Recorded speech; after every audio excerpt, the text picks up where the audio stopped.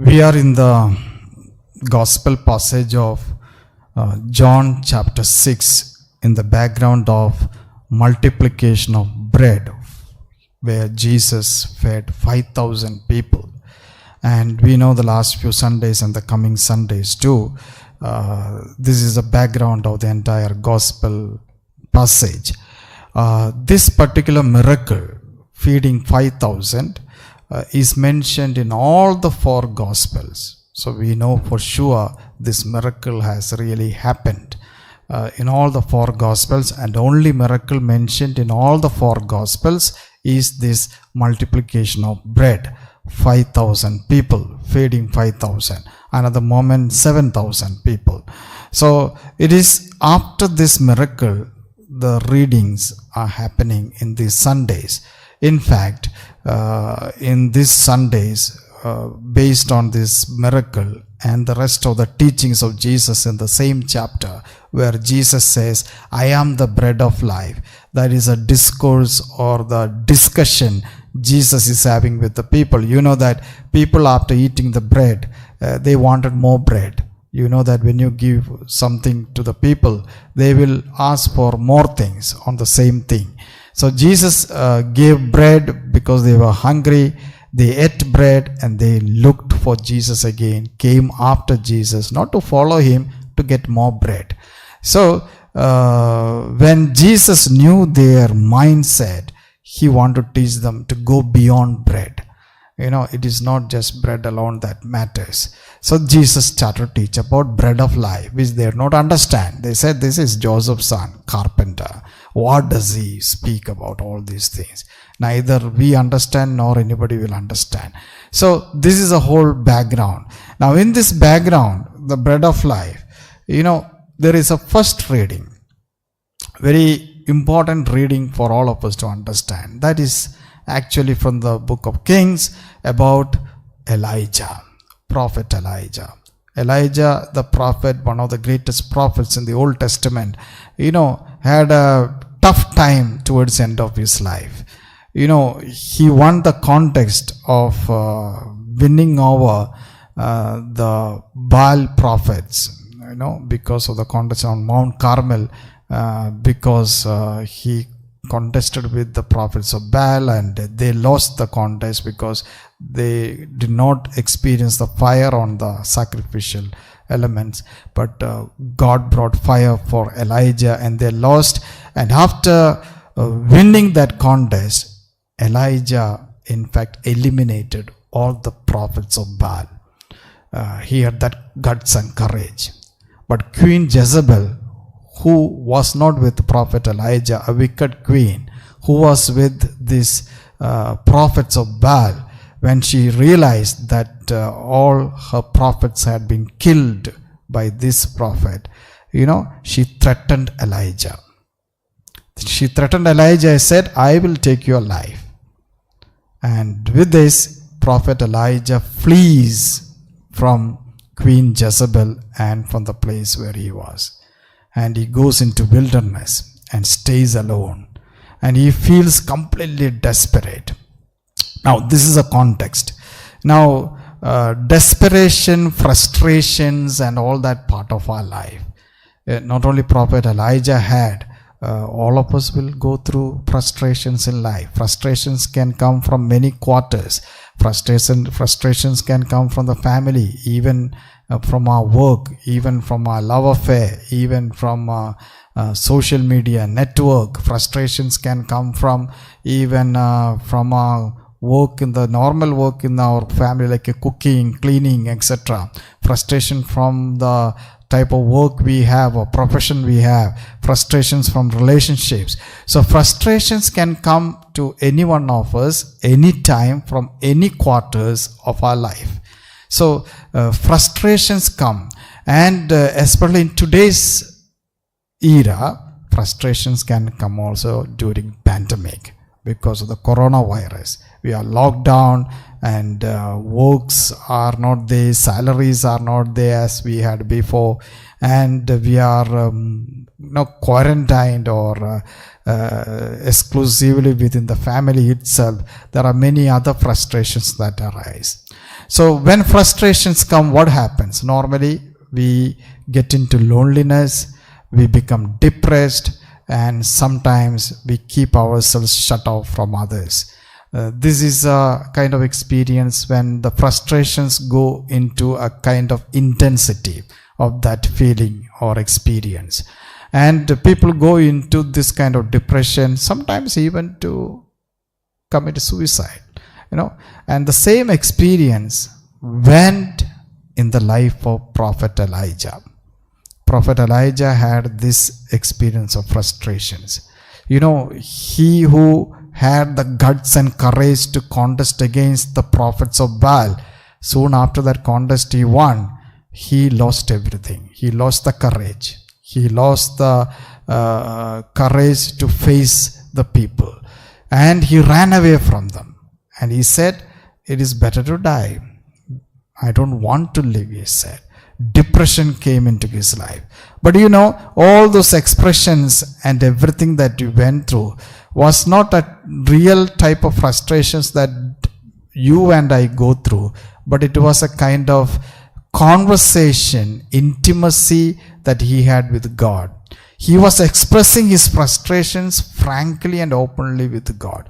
And I would like to draw some lessons from this prophet Elijah and from the gospel reading of today.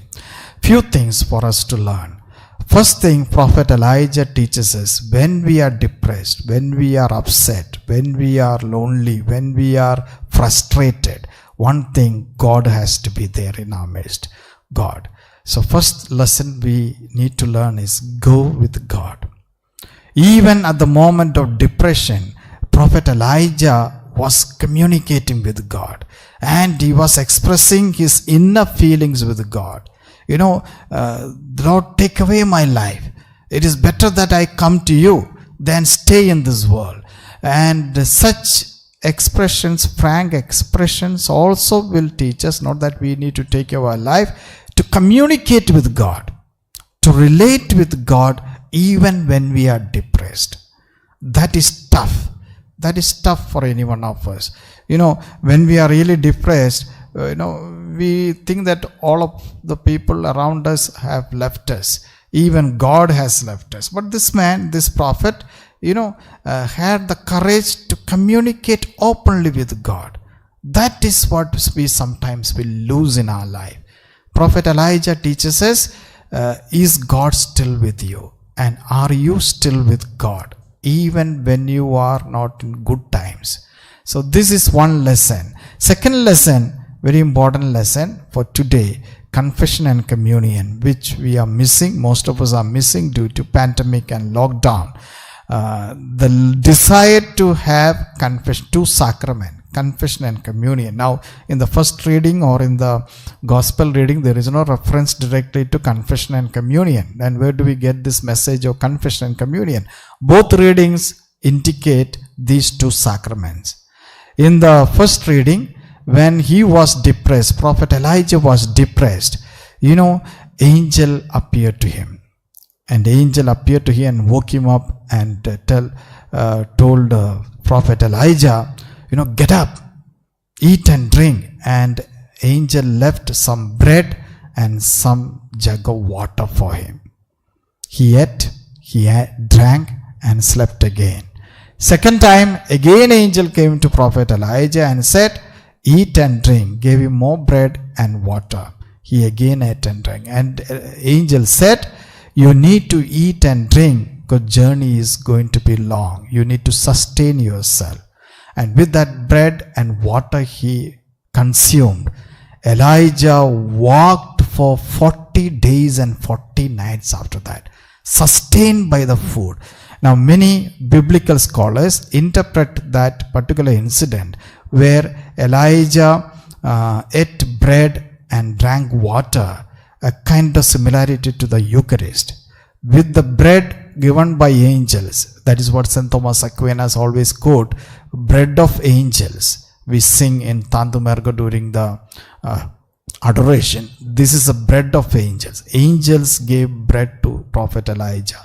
And that bread and water he drank, sustained by that, he walked for 40 days without any food. That bread and water sustained him. Today, the biblical scholars consider that is a kind of symbolism of Eucharist, sacrament of the Mass and sacrament of the confession. And in one of the Bibles, there is a picture of this particular incident in Indian Bible. I think that is the first Indian English Bible. In an Indian English Bible, a Franciscan priest, he died, Father Christopher Coelho, a priest who was a painter and even a script writer for Jesus movie Karuna Mayudu, Karuna Saga. That father, a Franciscan priest, painted this particular event.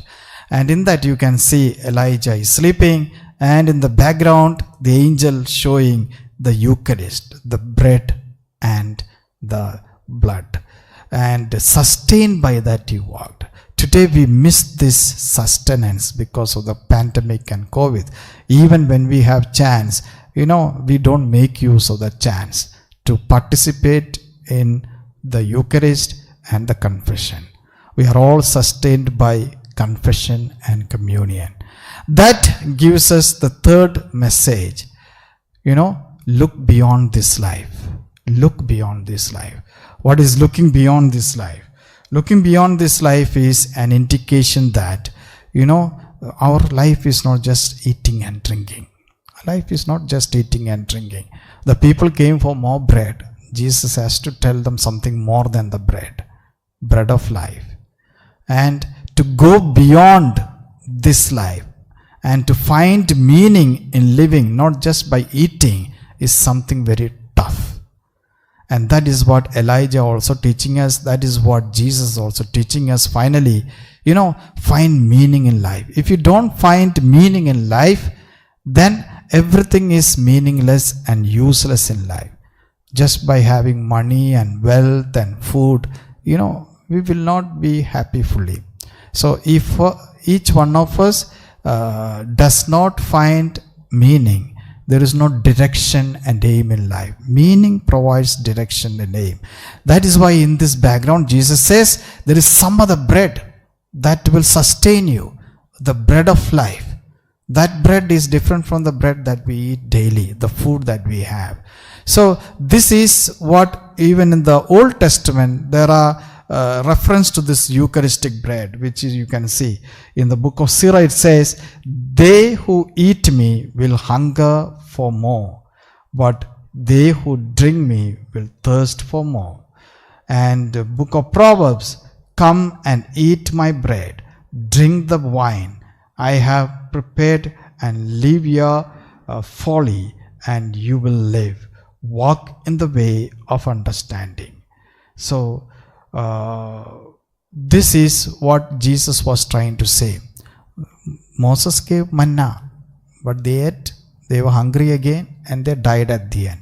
But if you eat my bread, you will live forever. What does it mean? This bread is for the entire way journey, even not only for this life, also life after, that gives eternal life.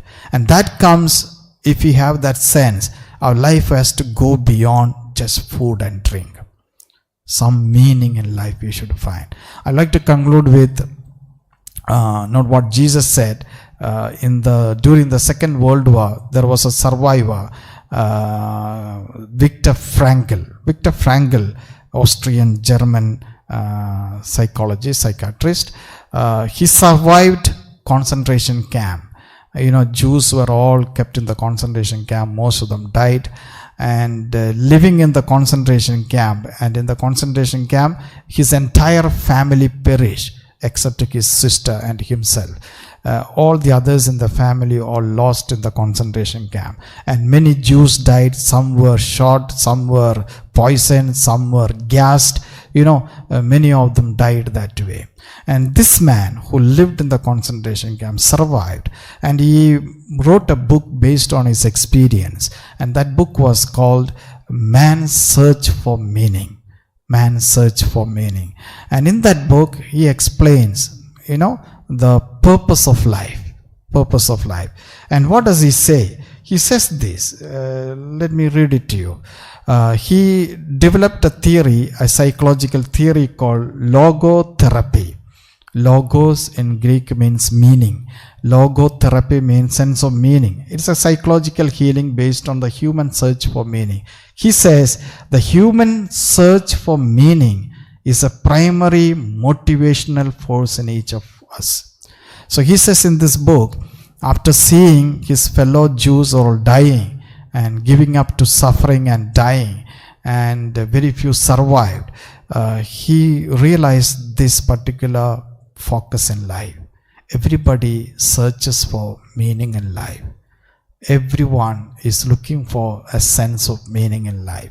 And how do you find sense of meaning? And that theory called logotherapy. And he makes a statement, a very beautiful statement, a statement earlier made by another psychologist, Friedrich Nietzsche, a German psychologist, Friedrich Nietzsche. He requotes that quotation. And that quotation is good for us to understand too. What is that quotation he says? That quotation he says, he who has a why to live for can bear with almost anyhow. He who has a why to live, he or she can live with anyhow. That means if I have a reason to live, no matter whatever be the circumstances around, no matter whoever be the people around with whom live, no matter whether pandemic or corona or no pandemic, I can live. This is a message even God gives us during this reading. Something we need to go beyond what we eat and drink, beyond what we see and hear. Some sense of life, some meaning in life. He who has a why to live for can cope up with anyhow.